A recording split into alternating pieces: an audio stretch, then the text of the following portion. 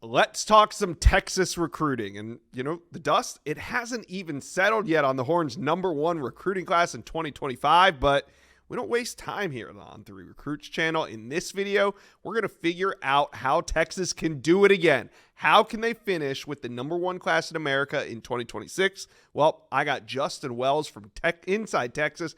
We're going to find out who are the must-gets if the Horns are going to run it back with the #1 class in America. But before we get into it, Texas fans, do me a favor, hit subscribe to the On3 Recruits channel.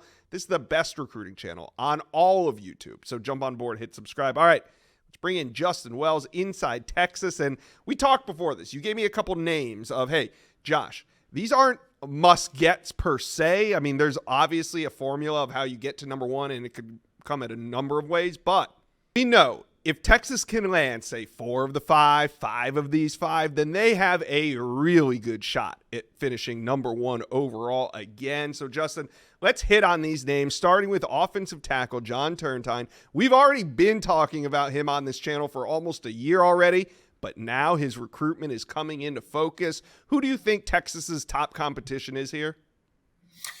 That's a great question. I definitely think Texas leads, and I definitely think this recruitment is Texas versus the field. Right now, I think the Turntines are. I think they're really happy with where they are, where they stand with Texas, and I think they're just making sure at this stage. And that meant, taking a visit to Texas A&M and to Tennessee and places like that. I just can't envision him going anywhere else. Mm-hmm. He's been a lean to Texas for, like you said, we've been talking about him for well over a year. #1 player in the state of Texas. He's a road grader, no doubt, offensive tackle kind of guy. And Texas needs this guy because they only signed one in 2025 in Nick Brooks. And technically he's not a tackle anyway. He's actually a guard they're trying to make into a tackle. In-state in Texas is large in 2026 with some big-time talent. John Turntine stands out in that group. But I think it's just going to be the field. I don't think there's one team that's really in competition here. I think Tennessee made a good pitch. I think A&M made a good pitch. I think he would listen to schools like SMU, LSU, Alabama. But right now it's just hard to identify one team when I think it's Texas by a mile at this stage. And I know he's going to go through the process. I know he's going to take his official visits, but at the end of the day, it's hard to pinpoint one school. I'm just going to say it's Texas versus the field because the Horns have just been so good in this recruitment for so long.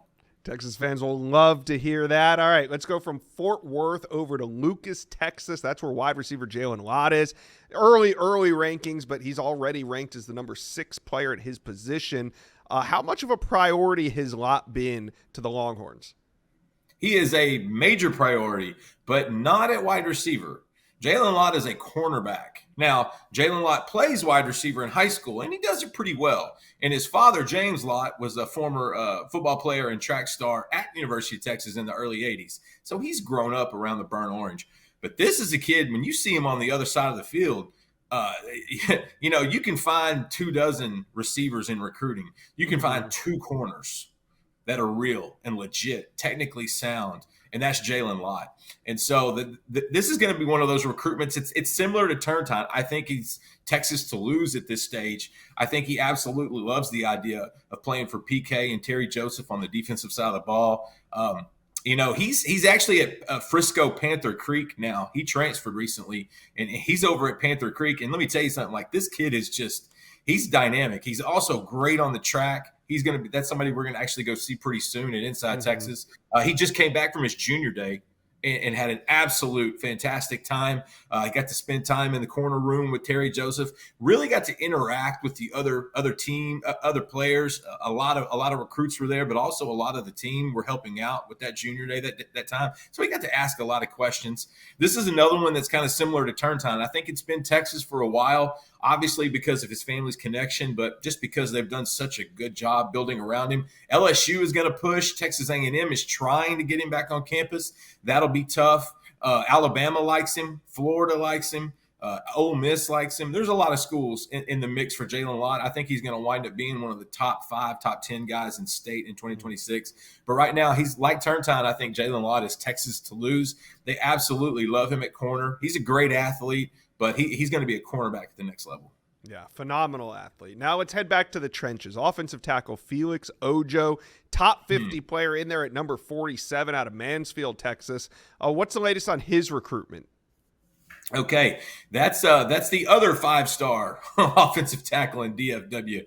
Like I said earlier, the in-state crop is absolutely ridiculous. But now when you go to Mansfield Lake Ridge, you see what a prototype offensive tackle looks like. He is every bit of 6'7", 305, 310 pounds. Looks fabulous. I mean, just absolutely. And, we've been covering him for well over a year now, and he's starting to grow into his frame. He's also starting to come out of his shell a little bit. He used to be really quiet.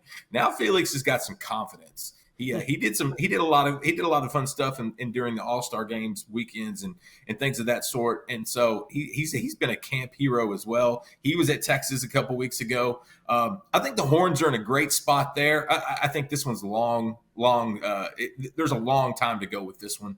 I think you're going to have schools like Georgia. You're going to have Auburn. You're going to have Texas A&M. You're going to have Oklahoma. You're going to have USC. LSU is going to try to jump into the mix there. I think Felix is going to have his choice of where he goes. He probably has 30, almost 40 offers by this point. But Ojo is one that Texas has identified. They love him. They're going to take as many as 3 offensive tackles, maybe 4 in this 2026 cycle. They just got Max Wright, the 6'8", 300-pounder from Melissa, Texas, on Wednesday. And so they want 2 more, and they wouldn't do any better than if they stayed close to home and went John Turntine and Felix Ojo. And I can tell you right now, Ojo's always liked Texas, but here in the last couple of months, that pitch of being the priority, of being a guy that can be developed and can be a foundational piece, not only for that class, but for that program, Felix is really enjoying that sales pitch. All right, let's go from one big recruiting battle to another. We're talking Javian Osborne out of Forney, Texas. We've talked a lot about him on this channel as well, and a couple months ago, it seemed like a 2-team race. Texas, Michigan, maybe at the top, but since then, I know he's been to Georgia. There's others. Is this recruitment becoming more of a battle for Texas? On3 is honored to announce the next stop of the Next Greatest Generation Tour at Appalachian High School in Winder, Georgia. In partnership with the Army National Guard, we are proud to recognize the school as a Team of the Year. Last year, the Appalachian community suffered a heartbreaking loss with the passing of defensive coordinator Coach Aspinwall, known to many as Coach A. In the face of tragedy, the Wildcats came together to honor his legacy, wearing Coach A shirts under their pads throughout the season as a tribute to his impact. Now, their story of resilience reached beyond their own community as the Atlanta Falcons honored Appalachian High School by wearing the school shirts during warmups before a game this season. Now, we look forward to celebrating Appalachian High School and honoring the legacy of Coach A next week. I don't think so. I think as soon as the Osbornes learned that Tashard Choice was staying in Austin and not taking the job with the Dallas Cowboys, I think that kind of kept Texas right there. Okay. Look, it's Texas. It's still Texas, Michigan. He's going to pick one of those 2 schools, in my opinion. But SMU is being sneaky good in this recruitment. They have done a tremendous job. If it wasn't one of those first 2 schools, I think SMU would be the choice. He likes Alabama. Like you said, he's tripped to Georgia. He's got the offer there.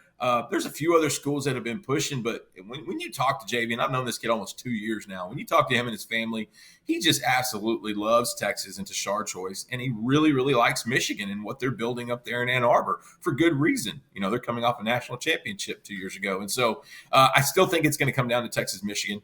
I think the fact that Tashard Choice stayed in Austin keeps Texas a hair at the top. My colleague at On3 that covers Michigan, EJ Holland, would probably agree with that. He's been all over that recruitment from the Michigan side, while inside Texas, we've been handling it from the Texas side. It's going to be one of those 2 schools, I feel like. I think he's going to set his official visits here in the next month or so. They're going to be in June. Texas and Michigan are certainly going to get it. He'll probably hit Alabama. He'll probably hit SMU. Again, they're throwing some weight around in the state of Texas right now, and they're making an impact. But right now, this is going to come down to Texas and Michigan. And it's going to be one of those things where it's going to be a gut, because I think he can see himself at both places.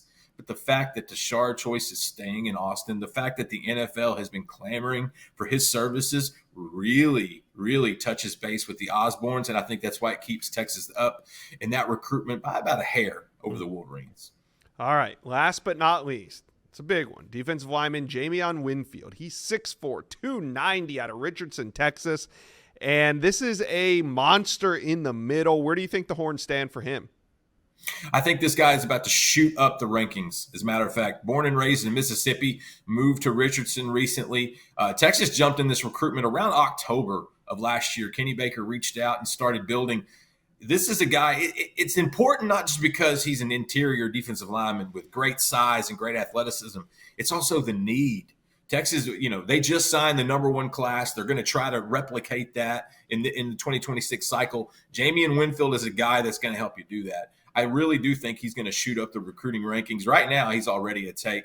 And you've had schools from everywhere come to Richardson in the last 2 to 3 weeks. Georgia, Alabama, LSU, Florida, Michigan, Ohio State, Texas. These are all schools that recognize what Winfield can do. I know Ole Miss thought that they may have had a little bit of an in there, being that he's from Michigan. But talking to Winfield's family, it does not appear they want to go back to Mississippi.